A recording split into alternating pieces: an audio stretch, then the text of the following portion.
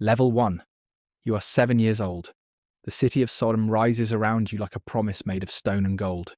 Your father lifts you onto his shoulders so you can see over the market crowds, and the smell of roasting lamb and crushed cardamom fills the narrow streets.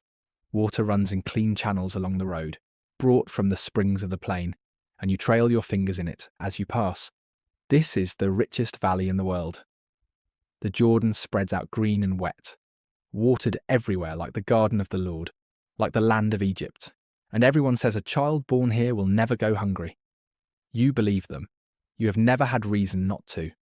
At night you climb to the roof and count the lamps burning in the windows across the city, more lights than there are stars, and you fall asleep certain that nothing so beautiful could ever end. The pomegranate tree in your courtyard drops its fruit into your hands. The rains come when they are supposed to come. You do not yet know the word for wickedness. You only know that you are warm and fed and small, and that the whole world smells of bread. Level 2. You are 12. You know the sound of the gates closing at dusk, the heavy groan of the timber bars sliding home. Men gather there in the evening to judge disputes and count their coins. And you have learned already which of them cannot be trusted near a girl walking home alone. Your mother teaches you to keep your eyes down, to walk fast, to never answer a stranger who calls to you from a doorway. There is a cruelty in this city that hides under the perfume and the fine linen. You feel it the way you feel a storm before the clouds arrive, a pressure in the air, a wrongness you cannot name. Level 3. You are 17, and a stranger comes to Sodom. His name is Lot, and he is a foreigner, a shepherd from the hills, who came down into the valley with his uncle's blessing and his uncle's cattle. He is older than you, quiet, careful with his words. When he asks your father for you, there is a bargain struck over bread and salt, and you are given. You do not choose him. No one asks a daughter to choose, but he is not cruel. And in the first years you learn the shape of him, the way he prays at the doorway morning and evening, the way he flinches at the laughter of the men in the square. He does not belong here either. Perhaps that is why he holds to you. In the evenings he tells you about the hills where he was born, the smell of the sheep pens, the cold, clean wind that never reaches down into this thick valley air. You lie awake beside him and wonder if you will ever see those hills. You do not know it yet, but you will. You do not know yet what it will cost you to arrive there. For now there is only the small warmth of a man who does not raise his voice, and the strange comfort of belonging to someone who is as much a stranger in Sodom as you have always secretly felt yourself to be. Level 4. You are 25. You have 2 daughters now, small and quick, with dark eyes like your mother's. You have a house with a flat roof where you sleep in the summer heat, and a courtyard where you grind grain in the cool of the morning. You have made a life here, threaded it through the streets of this terrible city, like a vine growing through a cracked wall. You know Sodom is wicked. Everyone knows. But it is also home. It is the well where you draw water at first light, the potter's wife who watches your girls when you go to market, the corner where the blind man sells oil and always saves you the best jar. It is the sound of your daughters laughing on the roof at night.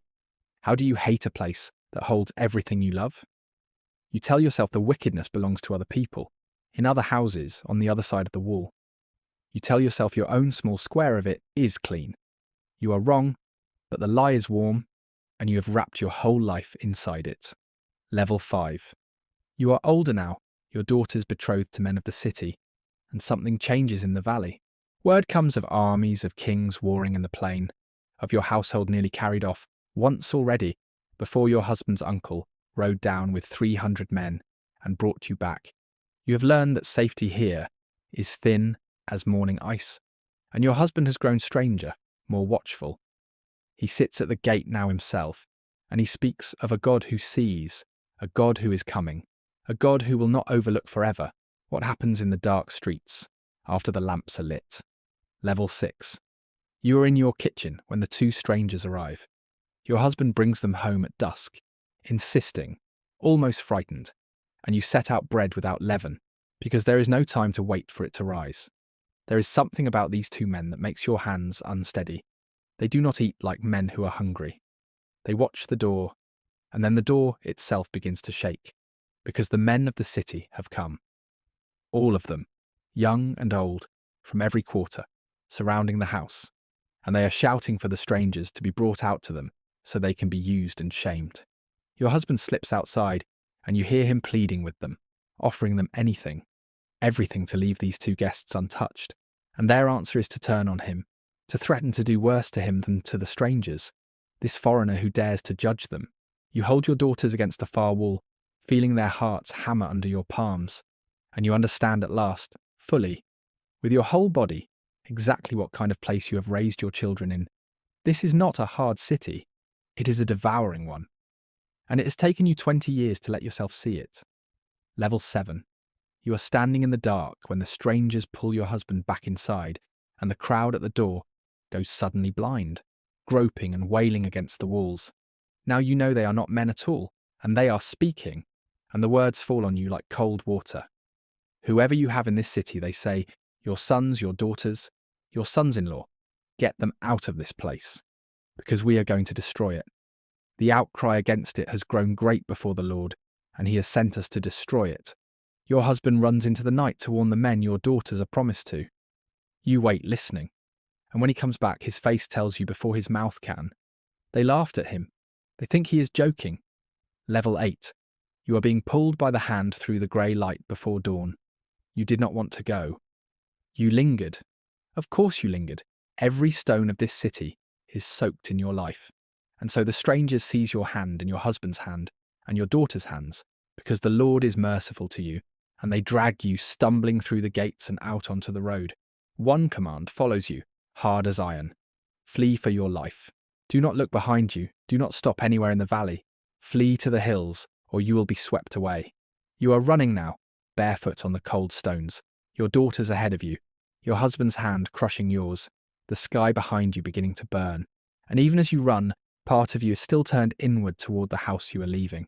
The loom half strung, the bread half risen, the grave where your mother sleeps under the floor of the world you were born into. Flee, they said. Do not look behind you. But how do you not look behind you when behind you is the whole of your life?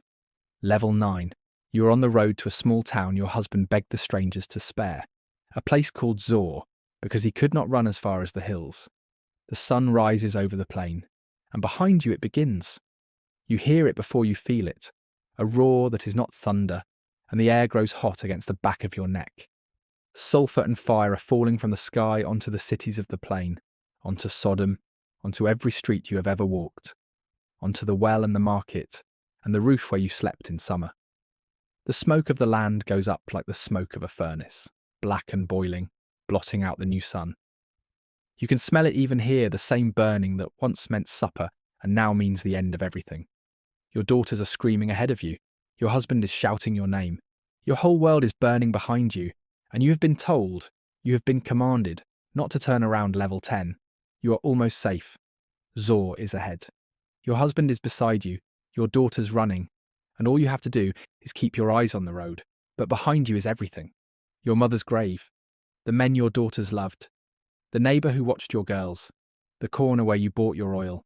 20 years of a life you built with your own hands, in the one place you were told to hate. And a life is not so easily outrun. The heart turns even when the feet do not. And so, with the road to safety opening bright in front of you, you turn your head. You look back, and in the looking, you stop being a woman running toward tomorrow and become a monument to everything a person cannot leave behind. The salt takes you where you stand, and now you are history.